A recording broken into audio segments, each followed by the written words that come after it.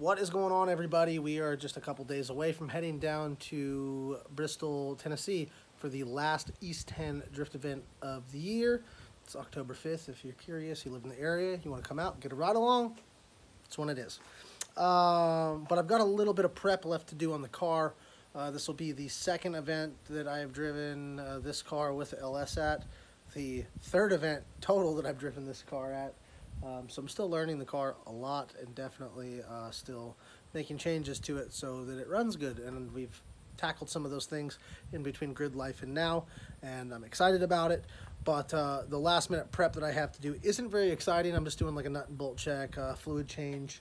So wasn't gonna film that, but we didn't really do like a build series on this car and talk about things and why I use them and you know, the prices and all the shit that goes into putting one of these cars together.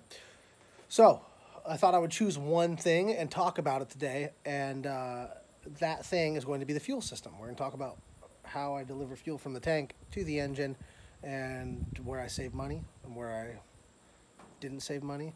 But all in all, people comment often and they say, I thought this was going to be a budget build. And the fact of the matter is that this is a budget build. Compared to the S14, this cost about a third of the price, where the fuel system in the S14 was close to probably $3,000, $3,500. This fuel system, delivering fuel to this motor, is less than $1,000. So we're going to talk about that, and I'm going to show you all the components, how it works. And if you have any questions after this video, leave a comment below. And if you want me to go in depth with some of the other things that we did to this car that I didn't film while having to build it in 2 weeks, please comment below what you'd like to hear about. I think I'm actually going to start at the front of the car instead of the back, and we'll kind of work our way back. But basically, I have an aftermarket intake manifold. It's a Holley Sniper EFI. They're super cheap. They make decent power. They're really noisy. The sheet metal kind of it lets the sound from the motor and everything kind of come to the top, so it's a bit noisy, but other than that, they work all right. And they come with fuel rails. So these fuel rails have a ORB to -6 fitting and a -8 ORB to -6 male. Cool little crossover here in the front. And the way I have this one set up is I've used all radium parts, which this is where you could go cheaper, but I did it the cheapest way that I could think of, using the best quality parts I could afford. So I went with radium stuff, and we'll get to the back and talk about it. But there's a fuel pressure regulator down here. That's where all of my lines come together. The back of this line is capped off. This is a pressurized system. It runs about 55 PSI fuel pressure.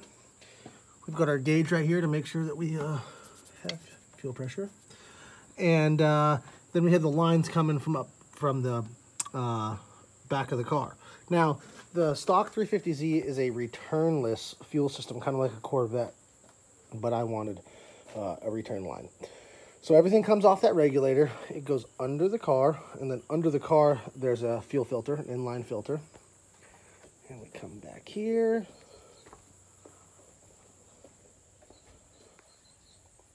And you can see I still have the stock fuel tank. Now that's going to save you a shit ton of money right away, because now you don't have to buy a new fuel tank or a fuel cell. Along with buying a fuel cell, you have to have a way to mount it in the car, right? So say we got rid of that stock fuel tank, which is fucking huge. It's a saddle style, so it's kind of like there's two tanks, and then right in the middle there's not much. But if we did get a fuel cell, we'd have to have somebody fabricate something to hold that fuel cell, whether you cut a hole out here, or you build a box, whatever. Preferably you'd want it right over the rear axle, so maybe like right in this area here is where you put your fuel cell. Fuel cells can be cheap or they can be expensive. I'm going off of the process of buying the nice expensive stuff because it works the best. So say you buy a radium fuel-safe fuel cell, and then it's got to have an in-tank pump, like surge tank. So the surge tank sits inside the tank. It's got a pump or up to 3 pumps that fill that surge tank and then feed the motor, right? So you're looking at about, don't quote me on this because I'm not going to pull it up right now, but about $2,000 to $2,500 for a full fuel cell setup. And I didn't have that kind of money. We wanted to do this on a budget, and this is an out-of-tank surge tank with a pump inside of it. So how it works is we have the stock fuel pump for the 350Z, which isn't enough to feed this motor. It works with it might work with a stock LS1 or something, maybe, but I doubt it. So the stock pump feeds this surge tank, keeps that surge tank full, and there's a pump in there that then feeds the motor, and then the return line comes off of the motor back into the surge tank, and then we have another line that overflows the surge tank back into the tank, the factory tank. So this thing is always full. And one of the things that some of you might not know is that the 350Z is known for fuel slosh and causing you to get fuel cut. So this ensures that that doesn't happen. I never have a problem. It never cuts out. I try to keep the tank, you know, at least halfway full, but never have a problem. And you can actually see where I went a little bit too deep on these spot welds. That's the gas tank right there, but it's straight up against that sheet metal. So I'm lucky I didn't drill into that. But then the Wiring Specialties harness has a spot where I could wire into. So I've got a relay, 40 amp relay, and a fuse. And, you know, it's wired super simple. The harness and the ECU accommodate it well. So keys on both pumps, fills that tank, feeds the motor. We got fuel pressure, we're ready to roll. But the other interesting thing is these fittings right here. These are made by Radium, and I'm sure that, I mean, actually I don't know, but maybe some other companies make them. This is a plastic barb fitting, and this is a barb, a female barb to male AN. So I didn't have to really modify that. And then this is a fitting. It's got two males, and then it's got nuts that tighten up around the top of that that cap for the tank with some I don't know what kind of washers they are, but they're just like plastic washers that seal it. You still get a little bit of fuel smell, but it doesn't like slosh out of there or anything. It works pretty good. And then you can see this kind of ugly junction here because I made my line too short, but that'll get fixed later on. I just ran out of -6 AN hose. Some of you are also going to point out that this is pretty close to like where we sit. Like there's our seats. This is the whole fuel system, and there's no firewall, which is a little bit scary. I keep a fire extinguisher in the car, but it is kind of scary. Ideally, those lines would come back here, and we'd have some sort of firewall, just in case something happened that caught on fire. I mean, it's pretty close to the seats. All right, so back to what we were talking about. Firewall. That is going to be a modification that happens in the very, very near future. I haven't really painted this whole thing. I ran out of paint right there, actually, so you can see where it's not painted yet. But I'm going to paint that section, and when I do paint that section, I'm going to relocate that surge tank to back here, and then build some sort of firewall to I don't know, prevent anything from happening.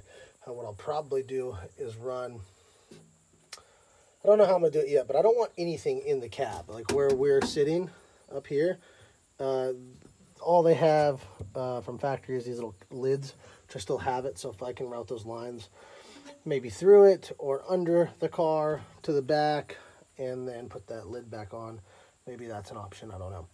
But, yeah, I wanted to point that out so you guys didn't roast me in the comments for burning my car down right next to me. But it hasn't failed me yet. It's been working great, and I'm very happy with it.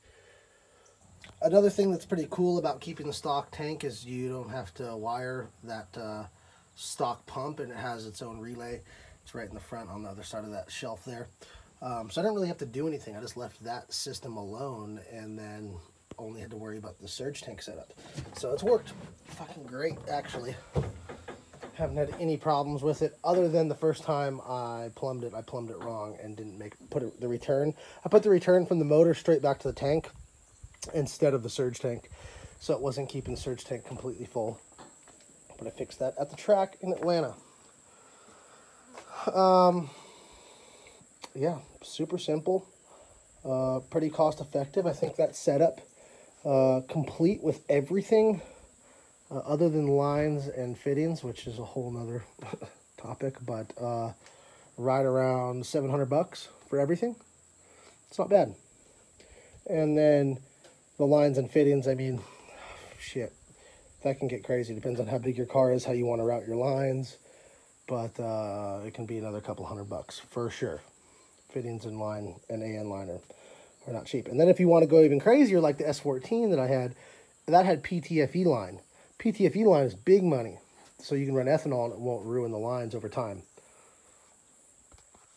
So I think that's pretty much going to do it for this video. And I guess the main thing is, you know, why did I choose to go a cheaper way? Other than budget, it is the lack of resources that I have around here. I don't have a friend that's a fabricator that can just, you know, weld up a fuel cell enclosure and, you know, make stuff that we can't just bolt onto the car. And this swap in this car was pretty much, you know, all bolt on. We didn't have to fabricate anything. Had to cut some stuff, but didn't have to like remake anything. So, I mean, with a small roll cart and some tools, I mean, you could do this swap in your garage, no problem. Like, no questions asked, you can do it in, if you have all the parts, a few days. It's not bad. Even though this is pretty budget, and as I make more videos like this, you'll understand, you know, how budget it is compared to the S14, because that's what I'm going to kind of compare everything to.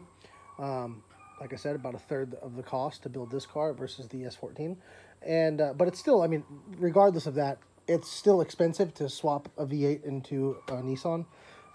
But in retrospect to the S14, fucking pennies. So I hope you guys enjoyed this. Let me know what else you guys want to see. I'm excited to go drifting. The car is fucking doing so much better than it was at Grid Life. So can't wait to see you guys at Bristol. If you are coming, cool. If not, hope to see you at another event before the weather gets too bad. And if I don't see you at an event before the weather gets bad, I'll see you in spring. So thanks for watching. Peace.